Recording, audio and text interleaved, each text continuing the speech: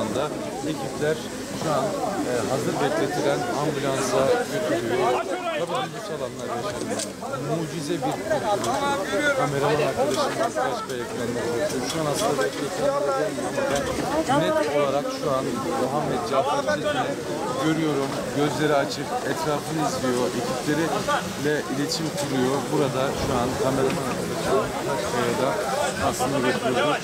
Şu an ekipler işte yaşam koridoruyla birlikte şu an ambulansa ve ambulans hazır bir şekilde şu an ambulansa indiriliyor.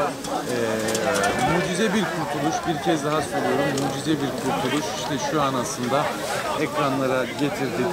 Şu an Muhammed Cafer Çetin'in 98. saatin ardından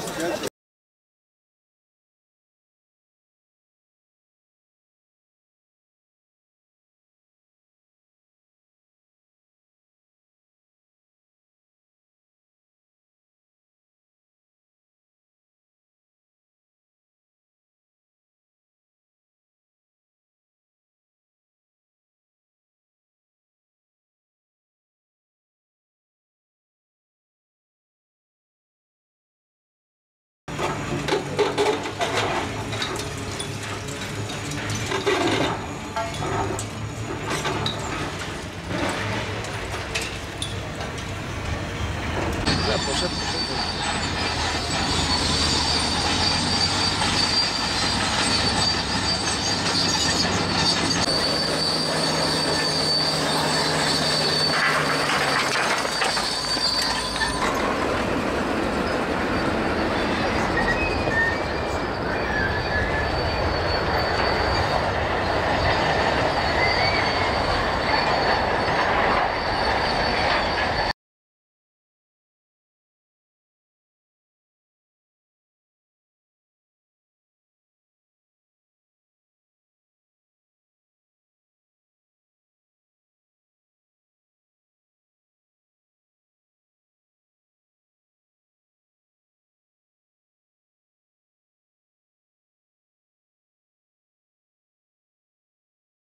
Şimdi 6 Şubat'ta depremden sonra gerçekten Adıyaman'ın %70'i yıkıldı ve bayağı büyük bir hasar oldu.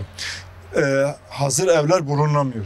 Yani ev kalmadı piyasada. Hepsi yıkıldı çoğunluğu. Az hasarlı olanlar da tamirat edildi ve tamir edilen evler de çok yüksek fiyatlarla maalesef kiraya verildi. Yani deprem bir vurdu, bir de ev sahipleri vurdu halkı. Şu anda barınma yerinde olan konteyner kentlerde yaşayan insanlar ev bulamadığı için hala o sıkıntılı günleri yaşıyorlar. Ancak şöyle bir durum var. Eğer ev sahipleri fiyatları normal çekmiş olsalardı bu kadar da olmayacak. Bazı insanlar mağdur olmayacaktı. Bunun için şu anda Adıyaman'ın bir kısmı il dışındadır. İl dışında olmasının sebebi de hem barınma yeri olmadığından bu sıkıntıları yaşadıklarından dolayıdır. Ancak Adıyaman halkına şunu seslemek istiyorum.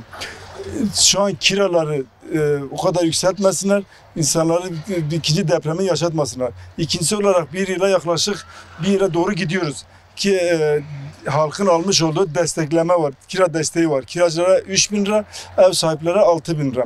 Ancak şu anda ne 3.000 lira ne de 6.000 liraya, pardon 5.000 liraya şey yoktur, ev yok yani. Devlet bu kira konusunda kira desteğini yükseltmesi lazım. Aynı zamanda bir yıl da uzatması lazım. Çünkü şu anda TOKİ'lerin bitme aşamasında olduğunu söyleniyor. Bu en az 3-4 ay sürecek. Yani şu anda mümkün değil yetişmesi ve insanın mağdur olmaması için tekrar ediyorum kira desteğinin artması lazım ve bir yılda uzatmaları lazım. Devlette burada sesleniyoruz. Vallahi Adıyaman için çok zor bir süreç yaşıyoruz. Büyük bir deprem yaşadık. Kayıplarımız çok fazla. Çok sıkıntılar yaşıyoruz. Bize geçici konteynerler verdiler. Yağmur yağışları oldu, sel televizyonlarda yerlerde gözüktüğü gibi seller yaşadık. Devlet bize bir yıl kira desteği vermeyi yapmıştı ama bir yılda yetmeyecek. Çünkü TOKİ'lere bir yıl içinde geçemeyeceğiz. Daha bu 3 seneyi 5 seneyi de sürecek yani. Hele Adıyaman gibi yerde Adıyaman'a sahip çıkılmasını istiyoruz. Kira desteğinin hem fiyat olarak artırılması gerekiyor bu şartlarda hem de uzatılması gerekiyor. Abi 6 Şubat'ta çok şiddetli depremler yaşadık 2 tane üst üste. Adıyaman'da sağlam ev kalmadı neredeyse. Yani hepimiz de bundan etkilendik. Benim evim de yıkıldı birçok kişi gibi. Ardından devletimiz sağ olsun destek verdi ama şu an buraya başımızı soktuk. Çok şükür ama yetersiz kalıyor. Hani ben devletime buradan seslenmek istiyorum. Hani bu kira süresi biraz bir yıl en az daha uzatılmalı.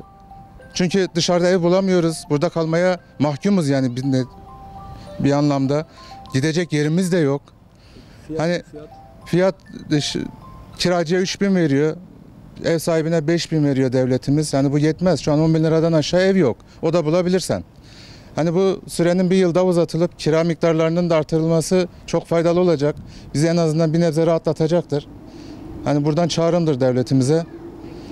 Hani gerçekten mağdur durumdayız. Şimdi öncelikle bir sene yaklaştı bu depremde atlatma sürecimiz tabii. Bir sene olmasına rağmen hala millet kendine bir ev bulamıyor. Hala milletimiz şu anda konteyner kentlerde yaşamaya, sürdürmeye devam ediyor. Bu konu üzerine tabii TOKİ'ler yapılmak üzere hala bitmedi lakin bir sene olmasına rağmen. TOKİ'lerin hızlandırılması ya da bunun dışında yetkililerin kira desteğini arttırılması, yani devletin verdiği fiyatlarda şu anda kiralık evler yokturdur. Adıyaman bu durumda yani şu anda en düşük evin fiyatları herkes biliyor zaten aşağı yukarı. Yani bu kiraların önce bir iyileştirilmesi lazım, yükseltilmesi lazım. Ve aynı zamanda bir yıl daha uzatılması lazım ki en azından Adıyaman milleti bir nefes daha alsın. Çünkü her an şu anda ev bulamıyor, şu an yıkımlar devam ediyor, arkada görüyorsunuz zaten. Bu konuyu biraz daha iyileştirmeleri lazım ve millete biraz daha destek çıkmaları lazım.